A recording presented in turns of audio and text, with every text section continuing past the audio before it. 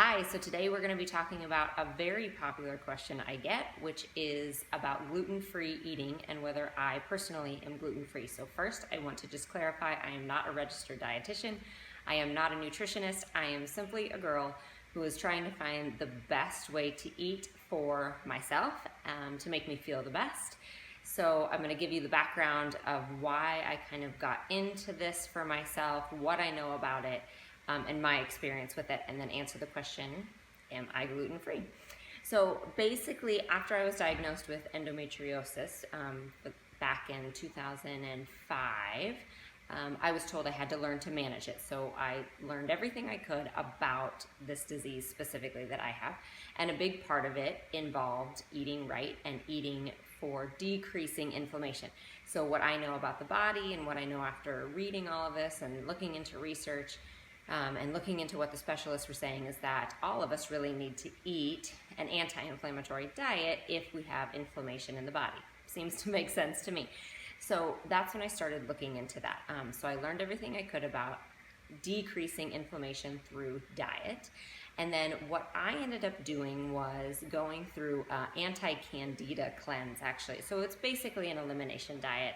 There's many of them out there now. Back in 2005, we didn't have like paleo eating or Whole30 or anything like that. So I learned what I could about Candida, and it seemed like I might have an issue with that. So I went through basically an elimination diet for 10 to 14 days. And so this one specifically is similar to many out there where you eliminate entire food groups for a certain amount of time and then you slowly bring them back in. So the one I did was no sugar, no alcohol, no caffeine, no beans, no soy, no corn, no gluten, no dairy, and I think that's all the no's. I know, so it's a lot. If you've never done anything like that, it sounds overwhelming, and it felt slightly overwhelming at the time. But when you get to a point with your health like I did, that you're desperate to manage it and learn everything you can, it's very doable. I mean, it wasn't easy, but by learning and prepping and preparing, it was very doable. So I did that for 2 weeks. And then I slowly started bringing certain things back in. And what I discovered is that I had a gluten sensitivity. And it made sense to me. I had never been one that could drink beer. It does not sit well with me. Both times that I personally had to go to the hospital for ovarian cysts or endo flares, they weren't sure what they were, but both times I had eaten like a big pasta meal. I don't know if that's coincidence, it might be, but it made sense to me. So I found that I was sensitive to gluten. Now, let's talk, I'll tell you about where I've gone from there, but also I want to clarify what that means. So there are people who cannot have gluten, okay? Celiac disease. People with celiac disease cannot have gluten. It causes massive damage to the body and can actually be life-threatening. And so that's an entirely different set of body responses that we're talking about. The vast majority of people in the world aren't actually allergic to or don't have that response to gluten, all right? So if you do have celiac disease, I know that's completely separate. For those of you who don't have celiac disease, just understand those are people absolutely cannot have gluten. Then there are some people who do have a gluten sensitivity, but it's not everyone. So let's talk about that. So for me personally, I found that my body was sensitive to gluten. So what did I find?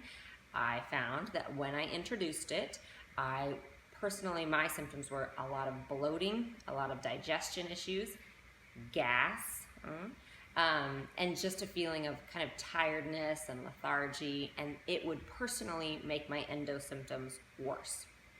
So that's what I found when I brought it back in. So I decided at the time I would just eliminate gluten as much as I personally could.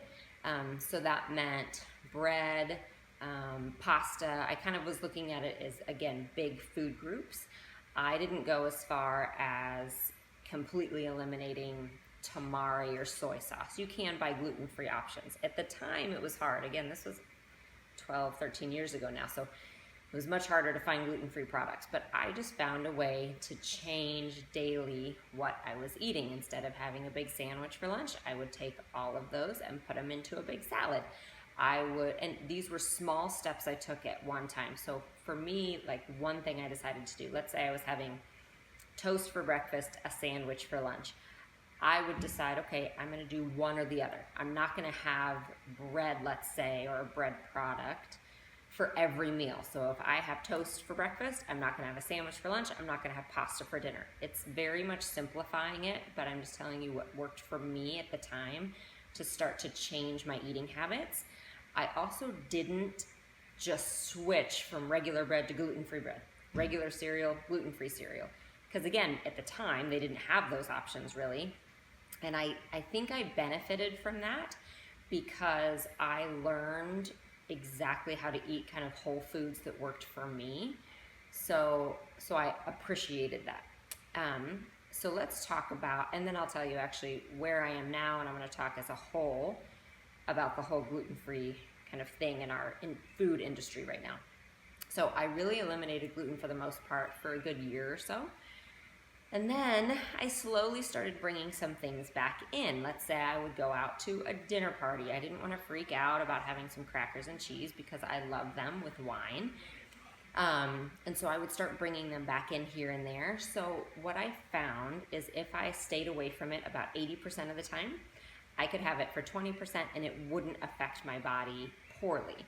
My problem occurs if I start adding it more and more and more, and I have to be careful because my body has that sugar response to it where it feels really good to have it, and then I kind of crash, and then I want more and more and more.